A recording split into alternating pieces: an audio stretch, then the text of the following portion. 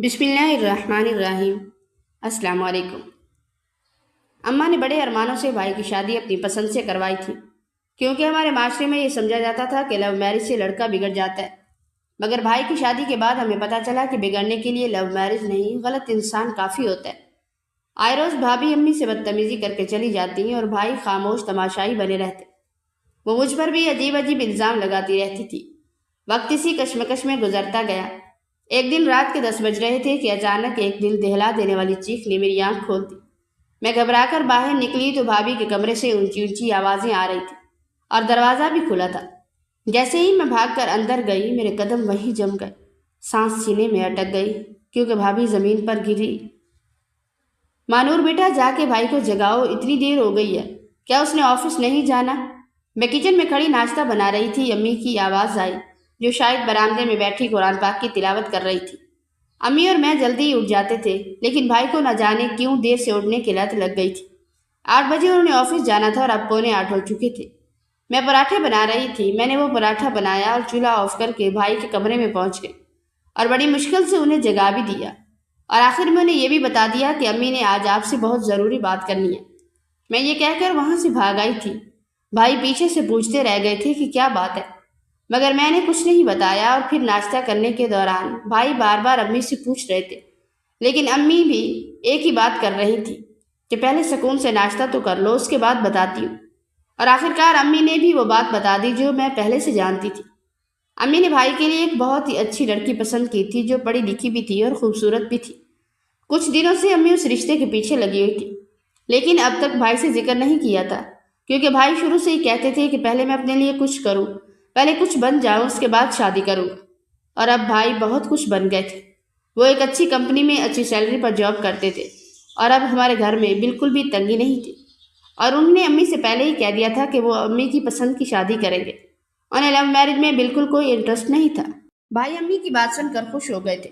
پھر ہم کچھ دیر وہیں پر بیٹھے اچھی اچھی باتیں کرتے رہے، اور پھر دوپہر کو میں اور امی عائشہ کے گھر پر پہنچ گئے تھے۔ وہ واقعی میں ایک اچھی لڑکی تھی، آج ہی رشتہ طے ہو گیا تھا۔ امی یہاں پر پہلی مرتبہ نہیں آئی تھی، مگر میں یہاں پر پہلی مرتبہ آئی تھی۔ امی پہلے بھی کئی بار آ چکی تھی اور رشتہ کافی حد تک پکا ہو چکا تھا۔ بس آج امی نے انگوٹھی بھی پہنا دی تھی اور ڈیٹ بھی پکی کر دی تھی۔ سارے انتظامات امی پہلے ہی کر چکی تھی، بس بھائی کو ہی کچھ نہیں بتایا تھا۔ ہر مہینے بھائی کی تنخواہ میں سے امی کچھ رقم نکال کر اپنے پاس رکھ لیتی، اور اس سے انہوں نے اپنی بہو کے لیے زیور بھی بنا لیا تھا، اور اب بری کے لیے بھی رقم جمع ہو چکی تھی۔ جیسے جیسے وقت گزرتا جا رہا تھا، ہمارے گھر میں شادی کی تیاریاں شروع ہوتی جا رہی تھیں۔ محلے والے بھی حیران تھے کہ اچانک سے انہیں کون سا دورہ پڑ گیا۔ کل تک تو ان کے گھر میں کوئی بات نہیں تھی اور اب شادی کی تیاریاں بھی شروع ہو گئیں۔ بس یوں سمجھ لیں کہ جٹ منگنی اور پٹ بیاہ والا کام ہو رہا تھا۔ اور آخرکار وہ دن بھی آ گیا جب عائشہ ہمارے گھر میں دلہن بن کر آ گئی تھی۔ اس دن میں اور امی بہت زیادہ خوش تھے۔ ہم تو بھائی سے بھی زیادہ خوش تھے، مگر ہم نہیں جانتے تھے کہ آگے ہمارے ساتھ کیا ہونے والا ہے۔ ہم تو عائشہ کو بڑا سگڑ اور نیک سمجھتے تھے، مگر اگلی صبح ہی ہمیں احساس ہو گیا کہ وہ بالکل ایسی نہیں تھی۔ صبح سویرے امی کے کہنے پر میں بھائی کا دروازہ بجانے کے لیے پہنچ گئی تھی تاکہ وہ اور بھابھی اٹھ کر ناشتہ کر لیں۔ میں دروازہ بجا رہی تھی اور پھر اچانک سے دروازہ کھلا اور عائشہ بھابھی پیر پٹکتی ہوئی باہر نکل آئیں۔ کیا تماشا لگا رکھا ہے تم نے؟ اتنا بھی عقل نہیں ہے کہ نئے شادی شدہ جوڑے کے دروازے پر ایسے ہی نہیں آ جاتے؟ مگر نہیں، ماں نے کچھ سکھایا ہوگا تو کچھ پتا ہوگا۔ وہ یہ کہہ کر میرے منہ پر دروازہ بند کر گئی تھی، اور میری آنکھوں میں نمی تھی، اور اسی وقت کھڑے کھڑے میں نے دل میں عہد کر لیا کہ میں مر جاؤں گی مگر امی کو یہ نہیں بتاؤں گی۔ میں نہیں جانتی تھی کہ امی میرے پیچھے کھڑی یہ سب سن چکی تھی، اور ان کے ہاتھ تو باقاعدہ طور پر کانپنے لگے۔ وہ شوگر کی مریضہ تھی اور نئی نویلی بہو کے منہ سے اپنی تربیت پر بات سن کر تو شاید ان کی شوگر لو ہونے لگی تھی۔ پھر میں دوڑ کر امی کی طرف گئی اور انہیں پکڑ کر چارپائی پر بٹھا دیا۔ امی اب بالکل بھی پریشان نہ ہو، غلطی میری ہے، میں زور زور سے دروازہ بجا رہی تھی، اس لیے وہ ڈسٹرب ہو گئی ہوں گی، اور آپ کو بھائی کا تو پتہ ہے، وہ تو اب تک گھوڑے گدھے بیچ کر سو رہے ہوں گے، تو بھابھی کا کوئی قصور نہیں ہے۔ میں امی کا ہاتھ تھامے انہیں سمجھا رہی تھی، مگر ان کی آنکھوں سے آنسو بہتے جا رہے تھے، اور وہ کہہ رہی تھی کہ بیٹا میں نے دنیا دیکھی ہے، مجھے نہیں لگ رہا کہ یہ لڑکی وہی ہے جسے ہم پسند کر کے آئے تھے۔ شاید اس وقت اس نے اپنے اوپر اچھائی کا لبادہ اوڑھ رکھا تھا۔ امی اپنے تجربے سے بات کر رہی تھی، اور میں حقیقت آنکھوں کے سامنے دیکھنے کے باوجود بھی بار بار اس حقیقت کو جھٹک رہی تھی، کیونکہ یہ میں بالکل بھی نہیں چاہتی تھی۔ اور پھر تھوڑی دیر بعد بھائی اور بھابھی تیار ہو کر باہر نکل آئے تھے۔ शायद भाई को कुछ मालूम नहीं था और भाभी भी ऐसे रिएक्ट कर रही थी कि जैसे उन्होंने कुछ किया ही ना हो। हालांकि उन्हें हाथ जोड़कर मुझसे नहीं तो अम्मी से तो माफ़ी मांगनी चाहिए थी, मगर उनके कान पर तो जो भी नहीं रेंग रही थी। नाश्ता करने के बाद भाभी भाई से कहने लगी कि मुझे अपनी अम्मी की तरफ जाना है, यहाँ पर मेरा दम घुट रहा है। जब तक तुम एसी नहीं लगवाओगे तब तक तो मैं वापस ही नहीं आऊंगी। जैसे ही भाभी ने हमारे सामने भाई को गुस्से से कहा तो भाई कहने लगे, तुम बिल्कुल भी परेशान ना हो, मैं तुम्हें तुम्हारी माँ के घर छोड़ कर आता हूँ, फिर शाम में ले भी आऊँगा। शाम तक मैं एसी लगवा लूँगा। जैसे ही भाई ने यह कहा तो मेरी तो सिटी पिटी गुल हो गई थी। अम्मी बीमार रहती थी और गर्मी भी बहुत ज़्यादा पड़ती थी। डॉक्टर ने एक मरतबा कहा था कि आप लोग एसी लगवा लें, लेकिन उस वक्त अम्मी ने कहा था कि मैं अपने बेटे का इतना खर्चा नहीं कराऊंगी, मेरी जितनी ज़िंदगी होगी मैं ऐसे ही गुजार लूँगी। और भाई भी खामोश हो गए थे। और अब भाई अपनी बेगम के लिए एसी लगवा रहे थे। और फिर उसी वक्त भाई और भाभी मोटरसाइकिल पर सवार होकर घर से चले गए थे। और फिर वक्त यूं ही गुजरता गया था। रात को भाभी वापस तो आ गई थी, मगर हमसे मिली तक नहीं थी और ना ही अम्मी को सलाम किया था। बस हमने उनका चेहरा अगली सुबह ही देखा था, और वो भी बिल्कुल तैयार। वो आज भी अपनी माँ के घर जाने के लिए तैयार खड़ी थी। हालांकि आज हमने अपने घर पर छोटी सी दावत रखी थी, जिसमें मेरे ननियाल वाले आ रहे थे। जैसे ही अम्मी ने भाभी को भी तैयार देखा तो कहने लगी कि बेटा, आज मैंने दावत रखी है, अगर दुल्हन ही नहीं होगी तो लोग बातें बनाएंगे। अम्मी की इस छोटी सी बात पर भाभी तो हत्थे से ही उखड़ गई थी और अपना पर्स जमीन पर फेंक कर कहने लगी कि पता नहीं आप दोनों माँ बेटी का क्या मसला है। आप मेरी खुशियों से जलती हैं। आपकी बेटी की शादी नहीं हुई, इसलिए आप मुझे खुश नहीं देख सकती। और आप होती कौन है मुझ पर हुक्म चलाने वाली? मैं भी वैसे कहती हूँ कि मुझे कहाँ ले आया। वो ये कहकर अंदर चली गई। और फिर जब वो भाई के साथ वापस आई तो भाई भी गुस्से में थे और कह रहे थे कि अम्मी, आखिर आपका मसला क्या है? पहले तो आप बड़ी बड़ी बातें करती थी कि मैं अपनी बहू को बेटी बनाकर रखूंगी, तो अब क्यों उसकी नाक में दम कर रखा है? इसे भी अपनी बेटी की तरह समझे ना। भाई ने जिंदगी में पहली मरतबा अम्मी की आंखों में आंखें डालकर गुस्से में कहा, जिसकी वजह से अम्मी का शुगर लेवल बहुत ज़्यादा लो हो गया था और वो खुद ही एक हाथ से दूसरा हाथ सहलाते हुए चारपाई पर बैठ गई थी। भाई ने ये देखा था, मगर उन्हें कोई फर्क नहीं पड़ा था। वो उसी वक्त अपनी बीवी के साथ उन्हें प्यार से समझाते हुए अंदर चले गए थे और मैं अम्मी के पास आकर बैठ गई थी। हम नहीं जानते थे कि यहीं से हमारे दुखों का आगाज हो गया है। जैसे जैसे वक्त गुजर रहा था, भाभी हर रोज हमारे साथ कोई ना कोई बदतमीजी करती थी। भाई तो सारा दिन घर पर ही नहीं होते थे, वो काम पर होते थे। भाभी ने अम्मी और मुझे उस घर की मुलाजमा समझ लिया था। हम सारा सारा दिन घर के काम करते, खाना भी बनाती थी, मगर खाना हमें भाभी देती थी, और वो भी अपनी मर्जी से। कभी कभी तो हमारा पेट भी नहीं भरता था, और कभी वो बासी सालन हमारे मत्थे में मार देती थी और भाई से कहती थी कि आज घर में कुछ नहीं बना तो बाहर से कुछ ले आओ। तो भाभी के लिए भाई बाहर से खाना ले आते थे और वो दोनों अपने कमरे में दबक कर खाते थे।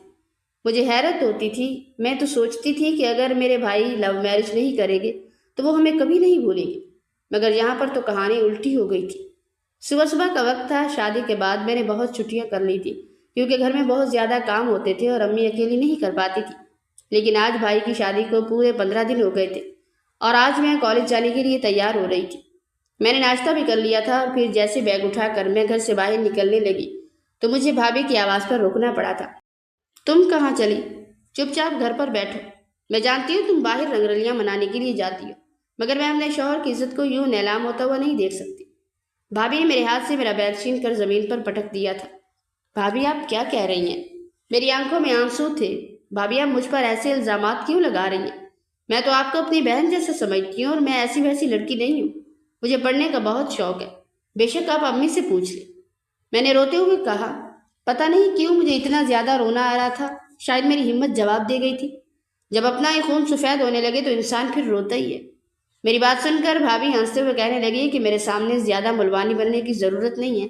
आधी आधी रात को तुम्हारे कमरे की लाइट जल रही होती है और मोबाइल की टिक टिक मैं अपने कमरे तक सुन रही होती हूँ, और मैं कोई छोटी बच्ची नहीं हूँ जो समझ ना पाऊँ कि तुम कौन से गुल खिला रही हो। इसलिए चुपचाप अंदर चलो, वरना मैं ओवैस से कहकर तुम्हारी वो दुर्गत बनवाऊंगी कि तुम सारी जिंदगी याद रखोगी।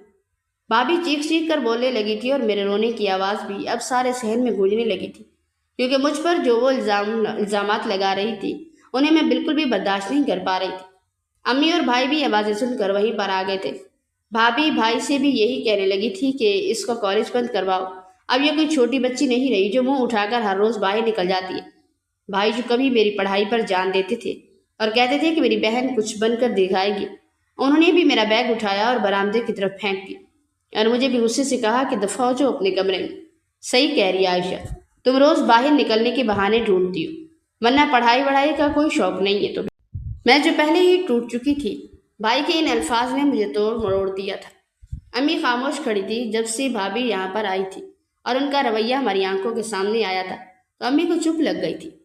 میں جو پہلے اپنے بھائی سے اپنی ہر بات منوا لیتی تھی، دوڑ کر اپنے کمرے میں چلی گئی تھی، اور پھر 2-3 دن تک تو امی وہیں پر ہی مجھے کھانا دیتی رہی۔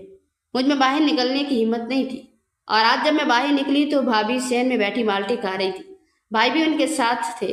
میرا بھی مالٹے کھانے کا دل تھا، لیکن انہوں نے مجھ سے نہیں کہا تھا۔ میں منہ بنا کر کچن میں چلی گئی، مگر وہاں پر بھی کھانے کو کچھ نہیں پڑا تھا، اور پھر مجھے ایسے ہی بھوکے پیٹ اپنے کمرے میں آنا پڑا۔ اور پھر وقت یوں ہی گزرتا گیا، جیسے جیسے دن گزر رہے تھے ہم پر زندگی اور بھی تنگ ہوتی جا رہی تھی۔ بھابھی اور بھائی کی شادی کو 4 مہینے ہو گئے تھے، اور ہم تو سڑک پر آ گئے تھے، کیونکہ امی اور مجھے اب بھائی خرچہ نہیں دیتے تھے۔ پہلے جو ساری تنخواہ امی کے ہاتھ پر رکھتے تھے اب اپنی بیوی کے ہاتھ پر رکھتے تھے، اور ان کی بیوی تو ہمیں 1 روپیہ بھی دینا گناہ سمجھتی تھی۔ میرے سارے کپڑے پھٹ چکے تھے، گرمیوں کا موسم تھا، لاؤن کے کپڑے تو ویسے ہی جلد خراب ہو جاتے ہیں۔ امی کے کپڑے بھی بہت زیادہ خراب ہو چکے تھے، مگر ہم میں اتنی جرت نہیں تھی کہ ہم بھابھی سے پیسے مانگ سکیں۔ دوپہر کا وقت تھا، میں اور امی اکیلے بیٹھے تھے۔ میری قمیض کاندھے سے پھٹی ہوئی تھی، جسے میں نے دوپٹے سے کور کیا ہوا تھا۔ امی کی آنکھوں میں آنسو تھے، اور وہ کہہ رہی تھی کہ بس میں تمہارا جلد سے جلد رشتہ ڈھونڈ کر تمہیں بیاہ دیتی ہوں، تاکہ تم تو میرے ساتھ اذیت نہ سہو۔ تمہارا بھائی تو اندھا ہو گیا ہے، میں تمہیں ذلیل نہیں کروانا چاہتی۔ آج پتہ نہیں مجھ میں اتنی ہمت کہاں سے آ گئی تھی۔ میں نے امی سے کہا کہ آپ خاموش ہو جائیں، میں ابھی بھابھی کے پاس جا کر بات کرتی ہوں، ہمیں پیسے چاہیے، ہمیں گرمیوں کے کپڑے لینے ہیں۔ میں غصے میں بھابھی کے کمرے میں آ گئی تھی، اور وہ موبائل پر کسی سے بات کر رہی تھی۔ مجھے دیکھتے ہی انہوں نے جلدی سے موبائل چھپا لیا تھا۔ میں جب دروازے سے اندر آ رہی تھی تو وہ کسی کو جان جان کہہ کر پکار رہی تھی۔ میں جانتی تھی کہ وہ بھائی تو نہیں تھے، کیونکہ انہوں نے بھائی کو کبھی ایسا نہیں کہا تھا، اور پھر اگر وہ بھائی ہوتے تو بھابھی موبائل کیوں چھپاتی؟ میں ساری کہانی سمجھ گئی تھی کہ وہ جو الزامات مجھ پر لگا رہی ہیں وہ خود ہی ایسی ہیں، مگر میں نے اس چیز کو اگنور کر دیا اور آتے ساتھ کہنے لگی کہ بھابھی کل ہی بھائی کی تنخواہ آئی ہے، آپ کے پاس پیسے ہوں گے، آپ مجھے اور امی کو پیسے دے دیں تاکہ ہم اپنے لیے گرمیوں کے کپڑے خرید لیں۔ دیکھیں میرا کاندھا بھی پھٹ چکا ہے، اور میرے پاس صرف 2 ہی جوڑے ہیں۔ جیسے ہی میں نے کہا تو بھابھی بیڈ سے اٹھی اور میرے منہ پر زوردار تھپڑ لگا دیا۔ کہنے لگی کہ پہلے یہ بتاؤ تم بنا دروازہ نوک کیے اندر کیسے آئی؟ اب میں دیکھتی ہوں کہ تم کیسے ایسے منہ اٹھا کر آ جاتی۔ میں تمہیں ایسا سبق سکھاؤں گی کہ تم ساری زندگی یاد رکھو گی۔ اور نے مجھے پیسے دینے کی بجائے تھپڑ رسید کر دیا تھا، اور میں روتے ہوئے وہاں سے نکل آئی تھی۔ میں جو ہمت کر کے گئی تھی ساری ہمت ٹوٹ گئی تھی۔ جیسے جیسے وقت گزر رہا تھا امی کی طبیعت اور بھی بگڑتی جا رہی تھی، کیونکہ اب ان کی دوائیاں ہر مہینے نہیں آتی تھی۔ میں بھائی سے کہتی تو بھائی یہی کہتے کہ بھابھی سے پیسے لے لو، بھابھی سے کہتی تو وہ کہتی کہ میرے پاس فضول کے پیسے نہیں ہیں، میں جو تمہاری ماں کی بیماریوں پر خرچ کرتی پھروں۔ کبھی کبھی میں بھابھی کی شکایت بھائی سے لگانے لگتی تو وہ کہتے کہ پتہ نہیں تمہیں اور امی کو مجھ سے کیا جیلسی، میں اپنی زندگی میں خوش ہوں، لیکن تم لوگوں سے یہ برداشت نہیں ہوتا۔ اگر یہی چلتا رہا تو مجھے اس معاملے کے بارے میں کچھ سوچنا پڑے گا۔ ان کی باتوں سے مجھے بغاوت کی بو آتی تھی۔ لگتا تھا کہ وہ ہمیں چھوڑ کر چلے جائیں گے یا پھر ہمیں اس گھر سے نکال دیں گے۔ اس لیے آج کے بعد میں نے سوچ لیا کہ میں اپنے منہ پر زپ لگا کر بالکل خاموش ہو جاؤں گی، اور پھر میں نے یہی کیا تھا۔ شام کا وقت تھا، میں کچن میں کھانا بنا رہی تھی۔ اچانک بھابھی کے فون پر کال آنے لگی۔ ان کا موبائل کچن میں ہی پڑا تھا، اور وہاں پر علی لکھا ہوا تھا، اور ساتھ میں ہارٹ بھی بنا ہوا تھا۔ میں نے اسے اگنور کر دیا اور بھابھی کو آوازیں لگانے لگی، مگر وہ آ ہی نہیں رہی تھی۔ جب میں باہر نکلی تو امی کہنے لگی کہ وہ چھت پر گئی ہے۔ جب میں چھت پر گئی تو بھابھی دیوار سے نیچے دیکھ رہی تھی۔ ان کے چہرے پر مسکراہٹ تھی، اور وہ کسی کو اشارے کر رہی تھی۔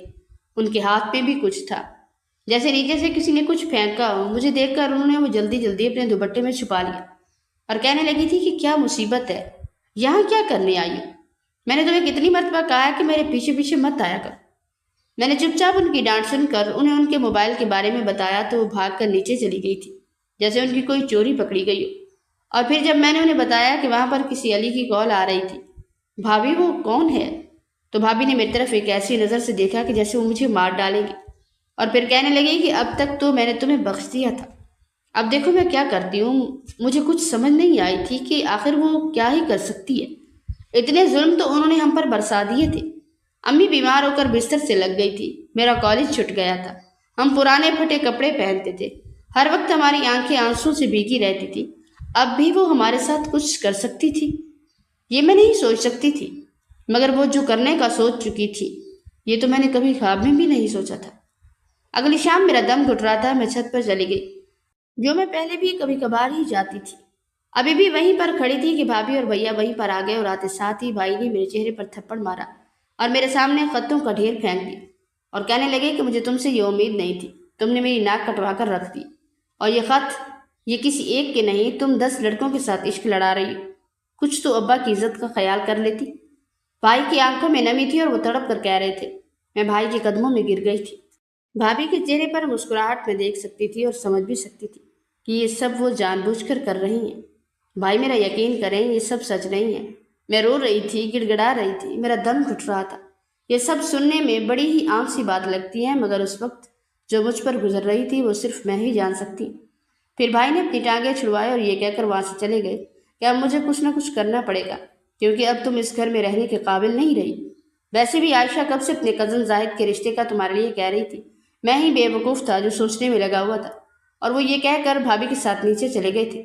और मैं अभी सदमे से ही नहीं निकली थी कि आयशा भाभी का कजन, जो लंगड़ा भी था और नशाई भी, जो कभी कभी यहाँ पर आता था, भाई उसी का ही जिक्र कर रहे थे। मैं कुछ देर वहीं पर बैठी रही और फिर रोते धोते नीचे आ गई। मैंने अम्मी को कुछ नहीं बताया था, वो तो वैसे ही बीमार थी। मैं उन्हें ये बताकर और बीमार नहीं करना चाहती थी। मैं खाना खाए बगैर सो गई थी। रात के 10 बज रहे थे कि अचानक से किसी के चिल्लाने की आवाज़ से मेरी आंख खुल गई। मैं जल्दी जल्दी बाहर आई तो भाभी और भैया लड़ रहे थे। उनके कमरे से ऊंची ऊंची आवाज़ें आ रही थी, दरवाज़ा भी खुला हुआ था। जैसे ही मैं भागकर अंदर गई तो भाभी जमीन पर गिरी हुई थी और भैया बहुत गुस्से में कह रहे थे कि तुम जैसी घटिया औरत की वजह से मैंने अपनी बहन पर यह इल्ज़ाम लगाया। तुमने अपने आशिकों के खत मेरी बहन के मत्थे थोप दिए थे। तुम्हें छोड़ूंगा नहीं। तुम एक बदकिरदार औरत हो जिसने पहले मेरे कान भर के मुझे मेरी माँ और बहन से अलहदा किया और फिर मेरे साथ भी बेवफाई की। अब मैं तुम्हारे साथ नहीं रहूंगा। मैं तुम्हें तलाक देता हूँ, तलाक देता हूँ, तलाक देता हूँ। भाई ने वहीं पर खड़े खड़े आयशा भाभी को तलाक दे दी थी और मैं कानों पर हाथ रखे खड़ी थी। अगली सुबह का सूरज हमारे घर पर कयामत लाया था। जब अम्मी ने ये सुना कि आयशा भाभी यहाँ से चली गई हैं और भाभी ने उन्हें तलाक दे दी है, और वो भी किन वजूहात पर, तो अम्मी अपना सीना पीट कर रह गई थी कि अब मेरे बेटे का घर दोबारा से कैसे बसेगा। लेकिन भाई को फिक्र नहीं थी। वो अम्मी के कदमों में बैठे रो रहे थे और कह रहे थे कि अम्मी मुझे माफ़ कर दे। इन 6-7 महीनों में मैंने आपकी बड़ी नाफरमानी की है। मैं माफ़ी के काबिल नहीं हूँ, मगर मैं जानता हूँ कि माँ का दिल भी तो अल्लाह की रहमत जितना बड़ा होता है। भाई अम्मी के कदम चूम रहे थे और मुझसे भी माफ़ी मांग रहे थे। माँ तो फिर माँ होती है, और बहन का दिल भी तो नरम होता है, जो हर वक्त अपने भाई के लिए तड़पता रहता है। इसलिए अम्मी और मैंने भाई को माफ़ कर दिया था। भाई ने अगले 3 साल तक शादी का नाम नहीं लिया था, और अगर अम्मी शादी का जिक्र करती तो वो कहते कि नहीं, मैं अब अपनी माँ की और नाफरमानी नहीं कर सकता, जो मुझे आपसे जुदा कर देगी। लेकिन 3 साल बाद अम्मी ने बड़ी मुश्किल से एक नेक सावर लड़की से भाई की शादी कर दी थी। सादगी से निकाह हुआ था और वो लड़की निबरा इतनी अच्छी थी कि हर वक्त अम्मी अम्मी करती रहती थी और सारा काम वही संभालती थी।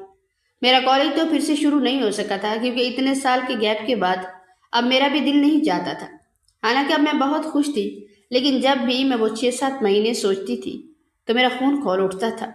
लेकिन फिर भी अल्लाह ताला ने हमारी सुन ली थी। भले ही हमने ये नहीं सोचा था कि भाई भाभी को तलाक दे दे, लेकिन हमने ये ज़रूर कहा था कि भाई को हिदायत मिल जाए। उस रात तो भाई ने हमें ये नहीं बताया कि उन्हें भाभी की हकीकत कैसे मालूम हुई, लेकिन कुछ अरसे बाद भाई ने बता दिया कि भाई बाथरूम में थे और बाहर भाभी किसी से चैक चैक कर बातें कर रही थी और कह रही थी कि अब आया ना ऊँट पहाड़ के नीचे, मैंने अपनी नंद को बदनाम कर दिया है, अब उसे जल्द ही यहाँ से निकलवा दूंगी। भाई ने ये सारी बातें सुन ली थी। फिर सच्चाई उनकी आंखों के सामने आ गई थी। मगर आज बहुत कुछ बदल चुका है। भाई और निमरा भाभी अपनी ज़िंदगी में खुश हैं और अल्लाह ताला ने उन्हें औलाद की नेमत से भी नवाज दी है। आज जब मैं अपने घर के रोशन आंगन में बैठी हूँ तो मुझे ज़िंदगी एक खुली किताब की तरह महसूस होती है। वो वक्त पर लगाकर उड़ गया, लेकिन अपने पीछे वो असबाक छोड़ गया जो शायद मैं सैकड़ों किताबें पढ़कर भी न सीख पाती। निमरा भाभी के आने से हमारे घर की फिजाओं में जो घुटन थी वो हमेशा के लिए ख़त्म हो गई। वो सिर्फ मेरे भाई की शरीक हयात बनकर नहीं आई, बल्कि वो उस उजड़े हुए घर के लिए एक ठंडी छांव साबित हुई। अल्लाह ताला ने उन्हें एक खूबसूरत बेटे की नेमत से नवाजा तो घर की दीवारें जो कभी तल्ख बातों से गूंजती थी अब एक नन्ही सी जान की किलकारियों से महकने लगी थी। अम्मी जो कभी गम से निढाल रहती थी اب پوتے کو گود میں لیے ہر وقت مسکراتی رہتی۔ بھائی اب پہلے والے بھائی نہیں رہے تھے۔ عائشہ کے اس کڑوے تجربے نے انہیں وقت سے پہلے بوڑھا نہیں بلکہ وقت سے پہلے سمجھدار بنا دیا تھا۔ ان کی آنکھوں میں اب وہ جلد بازی اور غصہ نہیں تھا، بلکہ ایک گہرا سکون اور احساس ذمہ داری تھا۔ وہ اکثر میرے پاس بیٹھتے، میرا ہاتھ تھامتے اور خاموشی سے مجھے دیکھتے رہتے۔ میں جانتی تھی کہ ان کی خاموشی میں ہزاروں معذرتیں چھپی ہوتی تھی۔ وہ اکثر کہتے کہ بچی، میں نے جو کانٹوں بھری راہ تمہارے لیے چنی تھی، اس کا پچھتاوا میرے وجود کو آج بھی جلاتا ہے۔ اب میں تمہارے لیے وہ راستہ چنوں گا جہاں صرف پھول ہو۔ اور پھر وہ دن آیا جب بھائی کے ایک ساتھی شہریار صاحب ہمارے گھر آئے۔ شہریار بھائی کے ساتھ پچھلے کئی سالوں سے کام کر رہے تھے۔ وہ ایک نہایت سلجھے ہوئے، باکردار اور ایماندار انسان تھے۔ بھائی نے ان کی شرافت کو دفتر کی میز سے لے کر نجی زندگی کے رویوں تک ہر جگہ پرکھا تھا۔ جب بھائی نے امی سے میرا ذکر کیا تو ان کی آواز میں ایک مان تھا، ایک بھروسہ تھا۔ انہوں نے مجھ سے پوچھا کہ تم کہو تو بات آگے بڑھاؤں۔ میں نے صرف اتنا کہا کہ بھائی، آپ کا فیصلہ ہی میرا مقدر ہے، کیونکہ میں جانتی تھی کہ اس بار بھائی کی نظر میں وہ خلوص ہے جو کبھی دھوکہ نہیں کھا سکتی۔ میری شادی شہریار سے ہوئی، اور سچ تو یہ ہے کہ رخصتی کا وہ منظر آج بھی میری آنکھوں کے سامنے ایک فلم کی طرح چلتا ہے۔ جب بھائی نے میرا ہاتھ شہریار کے ہاتھ میں دیا تو ان کے ہاتھ لرز رہے تھے۔ ان کی آنکھوں میں وہی نمی تھی جو اس منحوس رات چھت پر تھی، لیکن اس بار اس نمی میں شرمندگی نہیں بلکہ ایک اطمینان تھا کہ انہوں نے اپنی بہن کو ایک محفوظ قلعے کے حوالے کر دیا۔ شہریار نے جس محبت اور احترام سے مجھے اپنایا، اس نے میرے دل کے تمام پرانے زخم بھر دیے۔ آج میں اپنے گھر میں ملکہ بن کر رہتی ہوں۔ شہریار نہ صرف ایک اچھے شوہر بلکہ ایک بہترین انسان بھی ہے۔ لیکن ان سب خوشیوں کے باوجود جب کبھی تنہائی میں وہ 6-7 مہینے میری یادوں کی کھڑکی پر دستک دیتے ہیں تو میرا دل آج بھی کانپ اٹھتا ہے۔ وہ وقت جب میرا اپنا بھائی میرے خلاف کھڑا تھا، جب میری پاک دامنی پر سوال اٹھائے گئے، جب مجھے ایک نشائی کے حوالے کرنے کی باتیں ہوئی، وہ کرب الفاظ میں بیان کرنا ممکن ہی نہیں۔ سامعین، زندگی ہمیں بہت کچھ سکھاتی ہے۔ آج میں اس پلیٹ فارم سے ہر اس بھائی سے مخاطب ہوں جو اپنی بیوی کی باتوں میں آ کر اپنی ماں اور بہن کو پرایا کر دیتا ہے۔ یاد رکھیے، بیوی زندگی کا ساتھی ضرور ہے، اس کے بھی حقوق ہیں، اسے بھی عزت اور مقام دینا چاہیے، لیکن ماں وہ ہستی ہے جس کے قدموں تلے جنت ہے، اور بہن وہ مان ہے جو ٹوٹ جائے تو بھائی کا سر معاشرے میں کبھی بلند نہیں رہ پاتا۔ کان کے کچے مرد کبھی ایک اچھا گھر نہیں بسا سکتے۔ عائشہ بھابی نے جو بیج بویا تھا اور نے وہی کاٹا۔ طلاق کا داغ ان کے ماتھے پر ان کی اپنی سازشوں کی وجہ سے لگا۔ میری کہانی صرف ایک دکھ بھری داستان نہیں ہے، بلکہ یہ ایک پیغام ہے ان لوگوں کے لیے جو دوسروں کے گھر اجاڑنے کی دگودو میں لگے رہتے ہیں۔ اللہ کی لاٹھی بے آواز ہے، وہ جب پڑتی ہے تو انسان کو سنبھلنے کی مہلت نہیں ملتی۔ میں خوش ہوں کہ اللہ نے میرے بھائی کو ہدایت دی۔ میں خوش ہوں کہ میرا گھر دوبارہ بس گیا، لیکن وہ جو کچھ مہینے ہم پر گزرے وہ ایک قیامت سے کم نہ تھی۔ آج میرا بھائی اور نمرا بھابی امی کا جس طرح خیال رکھتے ہیں، وہ دیکھ کر میری روح کو سکون ملتا ہے۔ میں اپنے سسرال میں ہوں، لیکن میرا دل ہمیشہ اپنے میکے کی دعاؤں میں بسا رہتا ہے۔ آخر میں اللہ تعالیٰ کے حضور گڑ گڑا کر دعا کرتی ہوں کہ اے مالک کائنات، تمام بیٹیوں کے نصیب اچھے کرنا، کسی بھی بہن کو وہ دن نہ دکھانا جو میں نے دیکھی۔ اے اللہ، ہر بھائی کو اپنی بہن کا محافظ بنانا، اور ہر مرد کو یہ توفیق دینا کہ وہ رشتوں میں توازن رکھ سکے، وہ اپنی بیوی کو اس کا جائز مقام دے، مگر اپنی ماں اور بہن کی محبت کو بھی قربان نہ کرے۔ اللہ پاک سب کے گھروں کو خوشیوں کا گہوارہ بنائے اور ہمیں دوسروں کے لیے آسانیاں پیدا کرنے والا بنائے۔ آمین ثم آمین۔ میرے عزیزوں، اس کہانی سے ہمیں یہ سبق ملتا ہے، سچائی کو چھپایا جا سکتا ہے مگر مٹایا نہیں جا سکتا۔ وقت کتنا ہی گھٹن کیوں نہ ہو، اگر آپ حق پر ہیں تو فتح آپ کی ہی ہوگی۔ اپنے اپنوں پر یقین کرنا سیکھیں، کیونکہ باہر والے اکثر گھر اجاڑنے کے لیے ہی دستک دیتے ہیں۔ اور یاد رکھیں کہ مکافات عمل ایک حقیقت ہے، جو آج کسی کے ساتھ کریں گے کل وہی لوٹ کر آپ کے پاس آئے گا۔ اس لیے ہمیشہ محبتیں بانٹیں تاکہ آپ کی جھولی میں بھی صرف سکون اور پیار ہی لوٹ کر آئے۔